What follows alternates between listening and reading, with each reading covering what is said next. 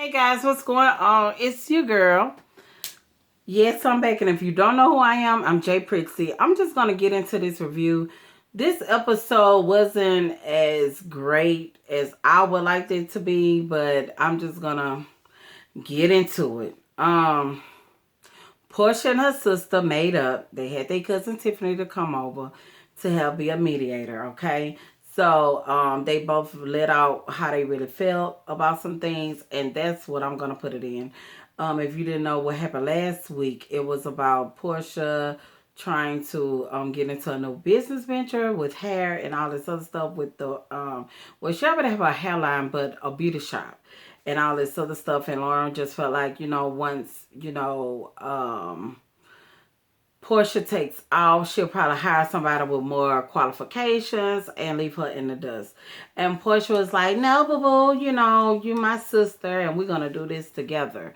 But I can understand where Laura was coming from because Portia was singing a lot of me's and a lot of I's on last week's episode. So that was that. What else? Cynthia went out with her boo. It was hitting the blogs that her and this guy was an item and everything else, and she wanted to know how did he feel about it because it's a little more pressure when you're dating somebody in the eye and everything else. And so I don't know if they just really made it official and everything else, but they taking it slow. But we can see Cynthia is ready for that man to jump her bones. Okay, she's feeling butterflies. You could tell she's nervous around him all the time. So I know them panties be extra moist when she leaves him. He's a very nice looking guy, like I say. And I would like to see them. I like to see more interaction with them. Sheree was being messy, inviting Kim Koziak to NeNe's Girls and Gays party. She was going to be her plus one. And I just felt like that the producers had to tell Sheree that she needs to get Kim on the show. There will be a good lineup because they went back in time when Sheree had a fundraiser and all this other stuff. And she's the one who introduced Court Croy to Kim. And look at them now. They married and have 6 kids. So who knew that this was going to happen? And, Kim is a mean girl. And I'm not feeling her these days. Ever since she got married to Croy, she has been over the top of the moon. Okay? For me. She's too sketchy to me. And I'm just not feeling Kim. So I didn't like the fact that she had a picture that she took of NeNe's car parked in handicap. It's like, girl, who are you? Are you somebody's investigator?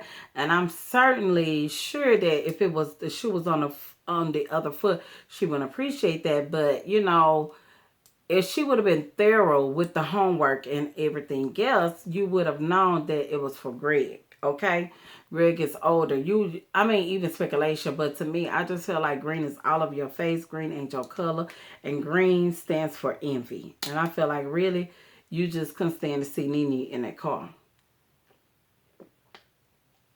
That Roseware's coupe, if I'm not mistaken. So NeNe, of course, like I say, she's having this party, girls and the guys, and also Cynthia brings Derek with her to the party. Portia is not invited because there are some things that are still loose ends with them. Candy, I believe, was getting ready for tour, so she was doing her own thing. And yeah, basically that's just what it was about. And I just felt like she invited Derek. Derek was like, what is she trying to say by, the title of it or whatever. So he was a little offended by it, but he still came. They look good. But who I was grateful and glad to see was Miss Marlo. I love Marlo. Marlo is the fabulous auntie. Her and NeNe. Like, I love to see that duo back again. Her, Cynthia, and Marlo. Especially NeNe and Marlo. Marlo came with the Gucci robe on. And I think she had a swimsuit in the beginning or whatever. But eventually, I don't know if she stayed at NeNe's house and had got herself together. Or did she went home and changed. But some reason, I feel like Marlo or was it the same day? It probably was. I don't know. But Marlo was coming through. She looks good. And I'm glad that they're back at it. And that's who they need to give a peach to is Marlo. She is just so fabulous. Come on now.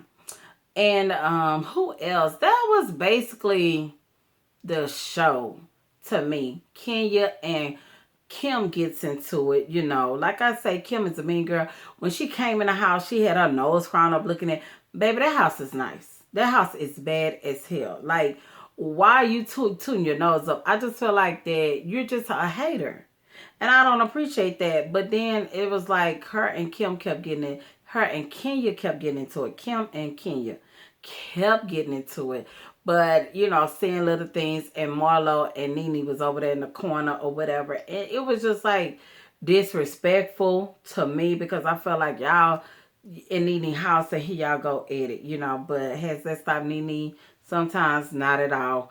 But I get it. She was necessary for the show and everything else in somebody's eyes. But I feel like maybe Kim needs the funds because Housewives been carrying on without her, and at one point in time she thought this show was getting beneath her anyway. So I'm not for it, but we shall see. But that's who in the hot seat this week is Miss Kim Koziak. Stop being a hater. That's all I gotta say. And your kid needs to stay in her place. And like Kenya was saying, that, you know, her daughter, you know, you need to worry about your daughter trying to blow somebody for John Legend tickets. Like, how off is that?